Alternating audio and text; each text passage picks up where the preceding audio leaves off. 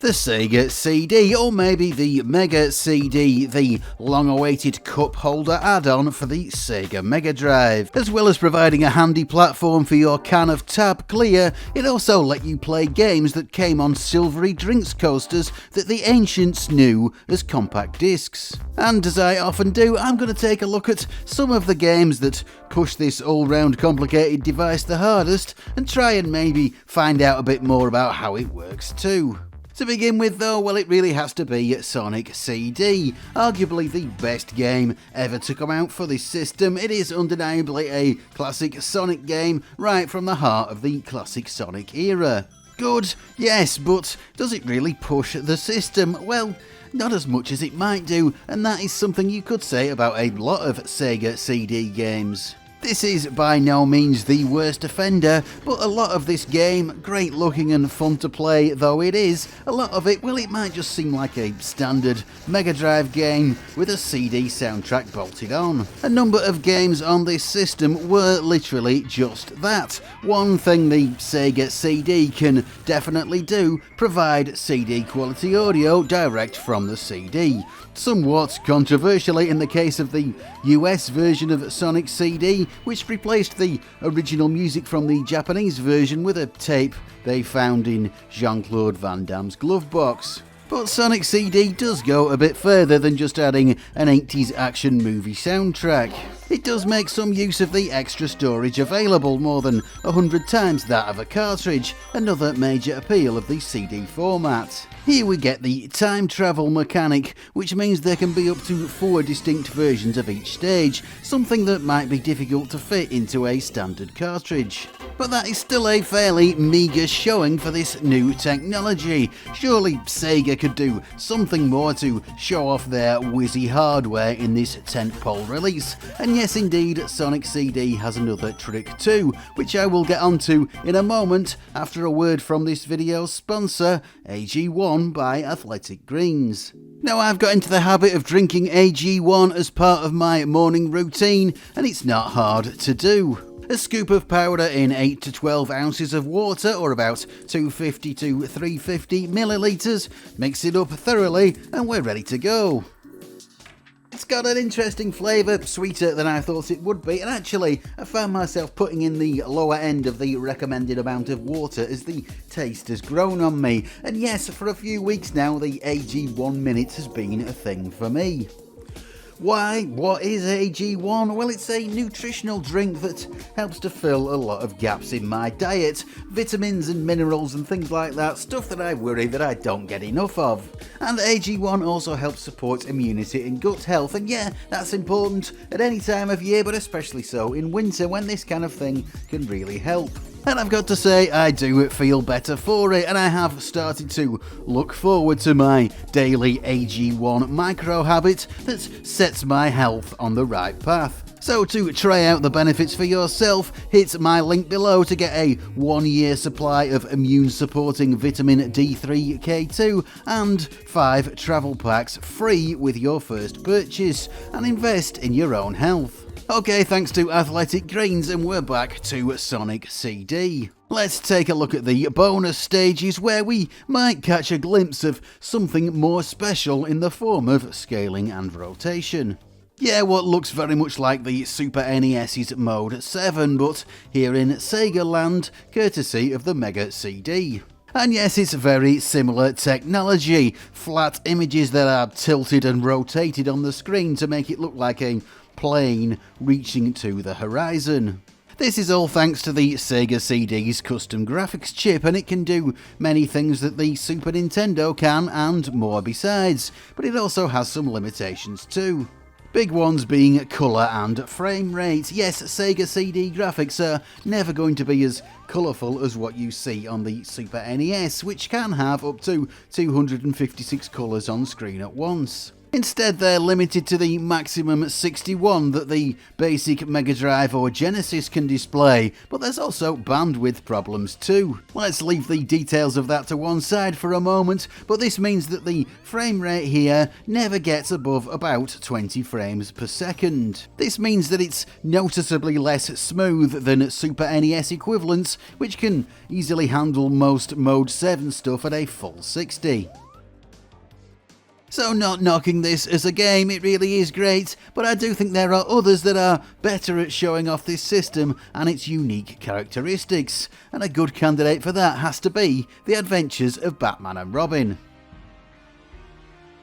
And to begin with, yeah, we've got some very nice use of this system's full motion video capabilities. Yeah, loads of games exploited this, but here it looks particularly good. The limited colour palette and limited frame rate that this traditional animation footage has works well with the limited colour palette and limited frame rate offered by the Sega CD. A perfect match, but that isn't the best thing about this. No, let's get into the game itself and we can really see it shine. Yeah, what looks very much like the sprite scaling that was huge in arcade games back in the day. Yeah, all those buildings, the scenery, the cars, reminiscent of games like Outrun.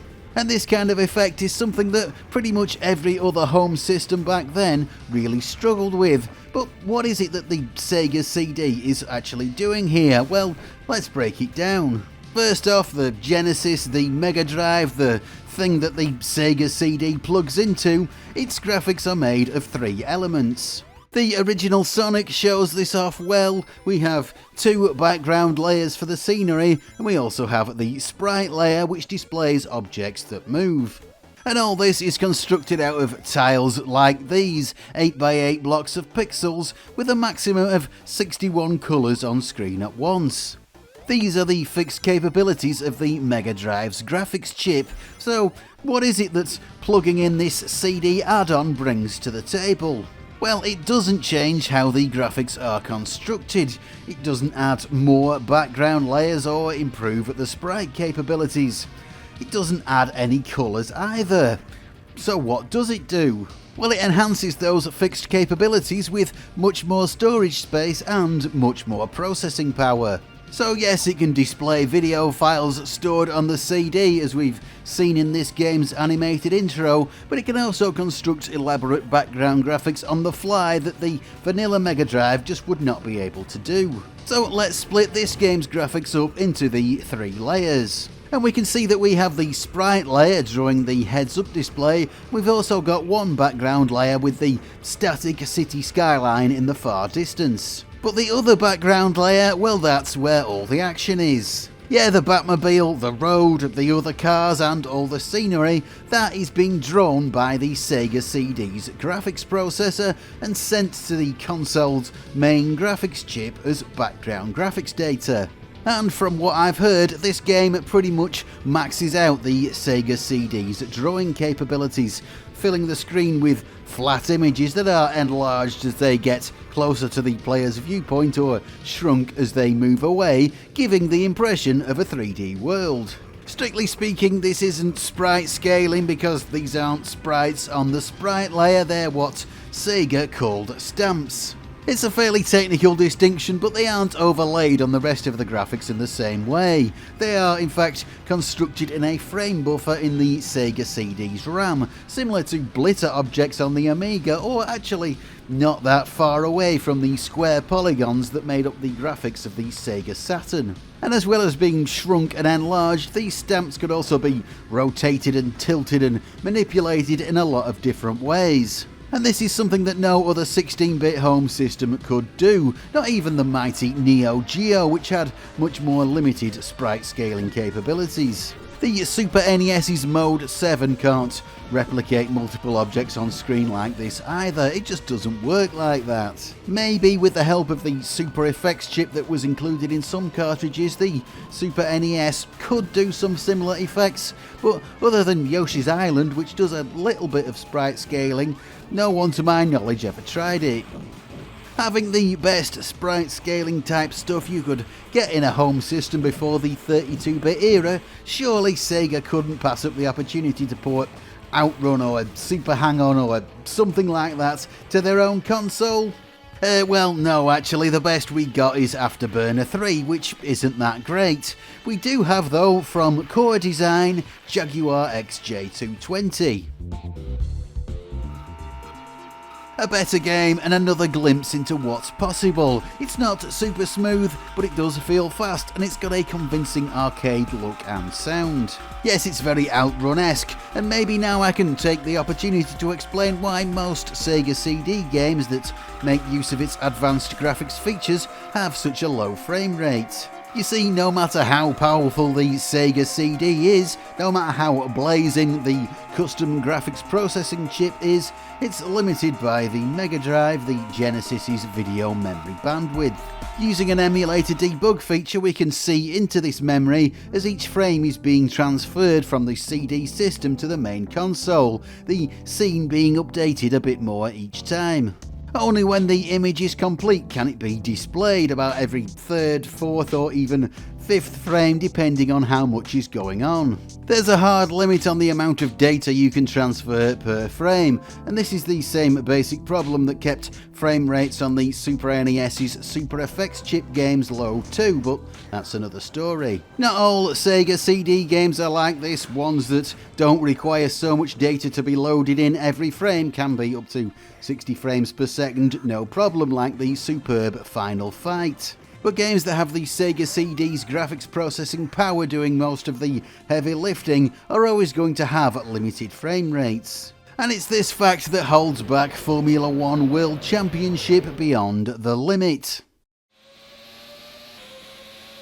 One of the very few major Mega CD games actually released by Sega, and well, it may be a little skittish for want of a better word, but it is definitely Sega's let's stick it to the Super NES moment, because this looks a lot like an attempt to supercharge what was available on the Super Nintendo.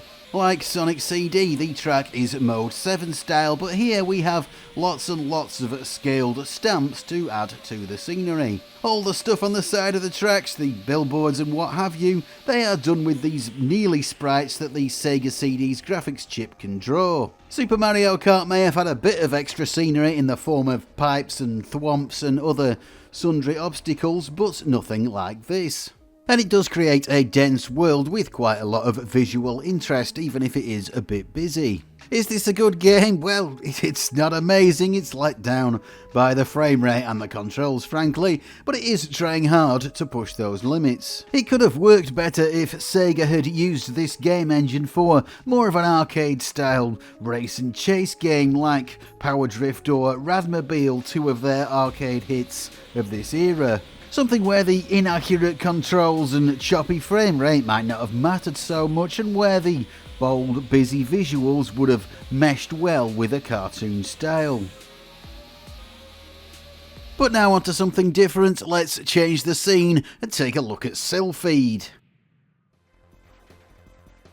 A game that relies heavily on the CD part of the Sega CD equation, a rail shooter with slick cutscenes and a lot of eye candy in the backgrounds, all streamed off the disc. Very common on this system, but the playback here does look better than most games that do the same thing, and that's because it's been especially created for the Sega CD, designed with its colour, resolution and frame rate limitations in mind. That was always the problem with the Sega CD video, the weird grainy pixelated look, but this avoids that nicely, even better than something like Batman, though it still has the same frame rate problem and never gets higher than 15 frames per second. But it matters quite a lot less here though, because the rest of the game, the enemies, the players, all the action, that is drawn using the Mega Drive's standard sprite capabilities, which means that this part is running at the full 60 frames per second. So this is just as responsive as any other classic shooter would be. You might also notice that the sprites get bigger and smaller as they move away from the player's viewpoint. Yes, this is actual sprite scaling, the Sega CD supplying not just background graphics, but data to the sprite layer too. There's nothing to stop the system doing this, but most games don't bother, just using the CD storage and the processing power for a single layer. Interestingly, whilst the sprites do move at the full 60 frames per second, they only change their size or update their animation every 4 frames. Looks like they have to wait to have their updated scaled versions to be sent along with the rest of the graphics. Whilst this pre-rendered background stuff is all well and good, the Sega CD, the Mega CD, whatever, I still can't decide what I'm going to call it, it did have quite a beefy CPU inside it. Even without that, the Mega Drive could do some impressive 3D stuff on its own, like Kawasaki Superbike Challenge here. The question is, did anyone ever attempt this sort of real-time polygonal 3D on the Sega CD with its extra power? Well, yes they did. Let's take a look at Racing Aces. So I will admit I don't really have any idea what's going on here. This is no easier to play than it is to look at, but hey, it does push the limits. Maybe a bit too far, but push them it does. So this is a sort of racing game in the sky, I think, and yeah, this is a real 3D environment constructed out of polygons, and to be fair, it's both smoother and more detailed than Steel Talons on the unexpanded console, a game with a similar sort of free-roaming environment. Relatively speaking, this is impressive, and I wish I could tell you more about the inner workings of this game, but there's no Sega CD emulator with really good debugging tools, and I'm not smart enough to disassemble the code by hand. But I can say the landscape is drawn entirely by the Sega CD itself, and I'm sure the limited resolution and colour palette helps with the rendering process. And I would guess that this is all done in software by the CPU. I don't think the rotation and scaling capabilities of the graphics chip are used here. We're also getting well about 10 frames per second here, but this game doesn't implement double buffering, which means basically that the graphics are drawn directly onto the visible screen, rather than being constructed out of sight, which does cause some ugly screen tearing. And at this frame rate, well, it's not just limited by the memory bandwidth, there must be a lot of processing going on in the background to draw that landscape. Despite its unique approach, this game got absolutely terrible reviews when it came out. In fact, UK magazine Megatech described it as a festering hairy mole and a seeping pus-filled boil. I don't think I would be quite so forthright, but this is an interesting experiment rather than a great game. So let's move on again, and for what I think will be the final act, what is perhaps the best looking Sega CD game of them all, Soulstar. Released in 1994, this is from Core Design again, who did a lot of impressive stuff on this platform, and it really does look amazing. A lot of the techniques we've already seen put into play here, but done with incredible flair and wrapped up together in a beautiful package. So yeah, this is a sort of rail shooter once again, very much an arcade style experience, so there are some free roaming sections, and this isn't just pre-rendered, these are all real-time graphics in the backgrounds. We have a lot of those Mode 7 style flat planes, but with some very rich colour palettes. I'm not totally sure why, but these scaling planes on the Sega CD do seem to be limited to 16 colours. Here they look quite a bit better than they do in many other titles on this system, but it looks to be a clever use of the available palette rather than actually more colours. Soulstar also though does something similar to Silpheed in that what look like sprites are indeed actual sprites. And here the scaling is much more obvious. If I show you the sprite layer on its own, you can see a lot of the scene is constructed out of these elements. Unlike Silpheed though, the sprites don't run at a higher frame rate, they are locked to the same 20 frames per second as everything else in this game. So why is it done this way? Well, I think the fact that it does manage 20 frames per second explains it, about the max you can expect with these sorts of graphics. Sega's Formula 1 Championship tried to do the same thing without using sprites, and it manages between just 10 or 15 frames per second and looks noticeably less smooth than this game does. The Sega CD's custom graphics chip can do a lot of 2D image processing, but it must have its limits, and presumably farming off some of the rendering to the main console's built-in sprite drawing capabilities helps out.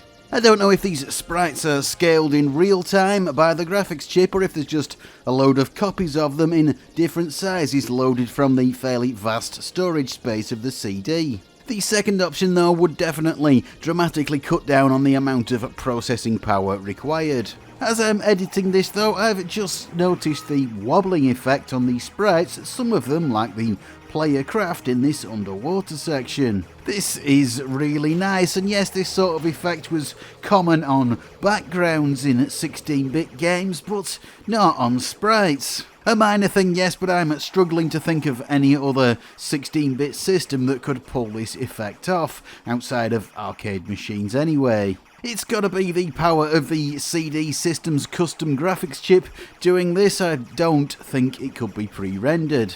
A very clever trick to pull off. Kudos to programmer, I think, Sarah Jane Avery.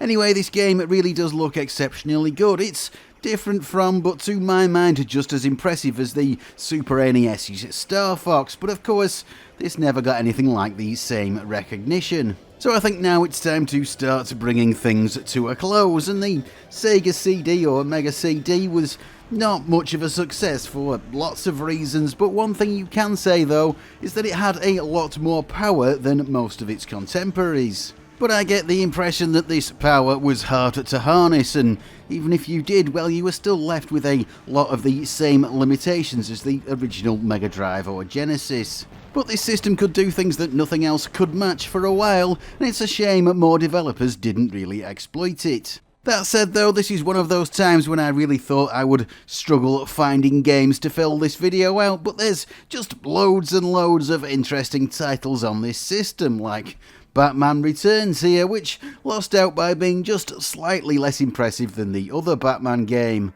Not always really good games like Racing Aces, but games that try interesting things, and any that I've missed out, any that you think I should feature in a future video maybe, well, let me know in the comments.